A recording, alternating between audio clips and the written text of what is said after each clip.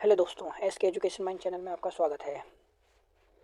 हाल ही में 30 दिसंबर 2024 को इसरो ने अपना स्पेसएक्स मिशन लॉन्च किया था, जिसका हाल ही में सफलतापूर्वक प्रदर्शन किया जा चुका है। स्पेसएक्स ने हाल ही में भारतीय अंतरिक्ष अनुसंधान संगठन इसरो ने अंतरिक्ष डॉकिंग का सफलतापूर्वक प्रदर्शन किया है। ये इसरो और भारतीय के लिए बहुत ही गर्व की बात है। इसरो ने हाल ही में भारतीय अंतरिक्ष अनुसंधान संगठन इसरो ने अंतरिक्ष डॉकिंग का सफलतापूर्वक प्रदर्शन किया है। ये 7 जनवरी 2025 की न्यूज़ है। स्पेस डॉकिंग के बारे में क्या है स्पेस डॉकिंग, इसको समझने का प्रयास करते हैं।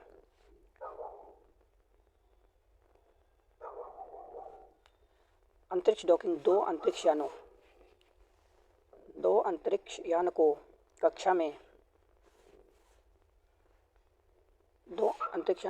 यान को कक्षा में जोड़ने की प्रक्रिया है। डॉकिंग क्या है? दो अंतरिक्ष यान, दो सैटेलाइट को एक दूसरे से जोड़ने की प्रक्रिया है।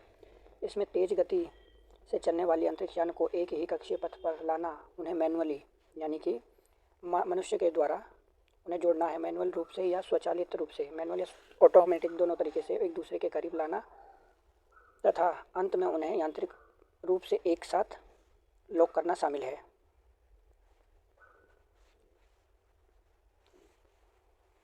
दो अंतरिक्ष यान को जोड़ने की प्रक्रिया डॉकिंग कहलाती है।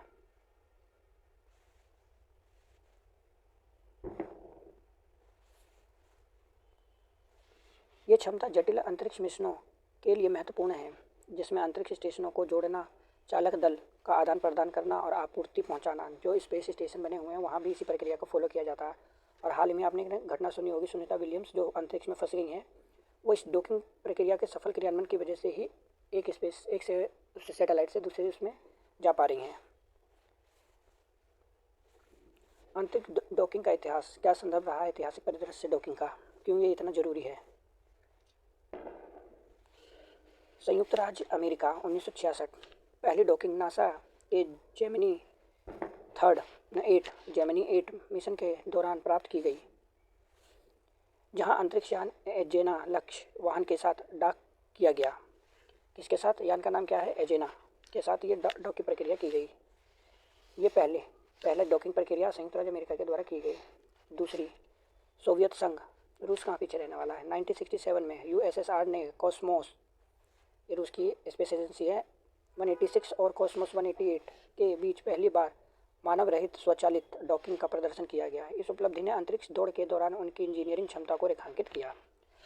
तीसरी, चीन ने 2011 में, पहला 1966 में, दूसरा 1967 में, फिर काफ़ी लंबे अंतराल के बाद 2011 में चीन ने यह कारनामा कर दिखाया। चीन ने 2011 में चीन का मानव रहित सेंजोंग 8 अंतरिक्ष यान तियोंग एक अंतरिक्ष प्रयोगशाला में जुड़ा। 1 साल बाद देश ने सेंजोंग 9 मिशन के साथ अपना पहला मानव युक्त डॉकिंग हासिल कर लिया।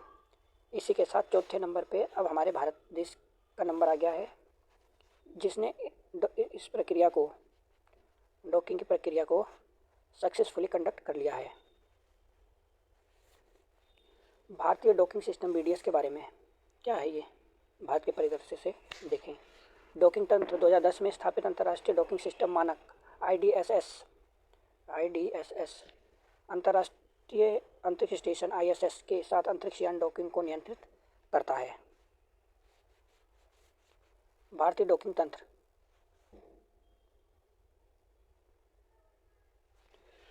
भारत ने उभयलिंगी डॉकिंग प्रणाली का उपयोग किया है, जिसका अर्थ है कि चेसर और टारगेट दोनों उपग्रह पर समान प्रणालियाँ मौजूद होगी।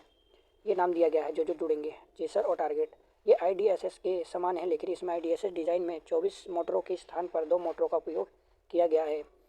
उन्नत सेंसर और प्रौद्योगिकी, इसमें सटीक माप के लिए नवीन सेंसर शामिल है, जिनमें शामिल है लेज़र रेंज फाइंडर, रेडेंजुअस सेंसर और प्रॉक्सिमिटी डॉकिंग सेंसर। ये सेंसर सटीक दृष्टिकोण और डॉकिंग प्रक्रियाओं को सुविधाजनक बनाते हैं। नेविगेशन प्रोसेसर, इसमें सैटेलाइट नेविगेशन सिस्टम से प्रेरित एक नया प्रोसेसर है। साथ ही यह अंतरिक्ष यान की सापेक्ष स्थिति और वेग भी निर्धारित करेगा। स्वायत्त डॉकिंग का विकास, ये भविष्य की स्वायत्त डॉकिंग प्रणालियों के लिए एक अग्रदूत के रूप में कार्य करता है। साथ ही इसका उद्देश्य उपग्रह आधारित नेविगेशन डेटा पर निर्भर हुए बिना डॉकिंग प्राप्त करना है। मैं इसकी एक वीडियो भी आपको दिखाऊंगा कि किस प्रकार से ये डॉकिंग की प्रक्रिया की गई है। वो एनिमेशन वीडियो है, उससे आप देखेंगे तो ज़्यादा समझ आएगा।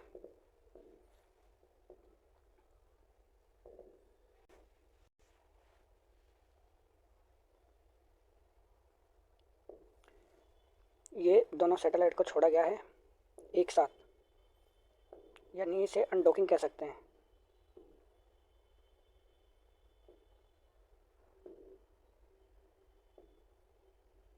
ये जब जुड़ेंगे तो इस प्रक्रिया को डॉकिंग कहा जाएगा, और जब ये अलग होंगे इस प्रक्रिया को अनडॉकिंग कहा जाएगा।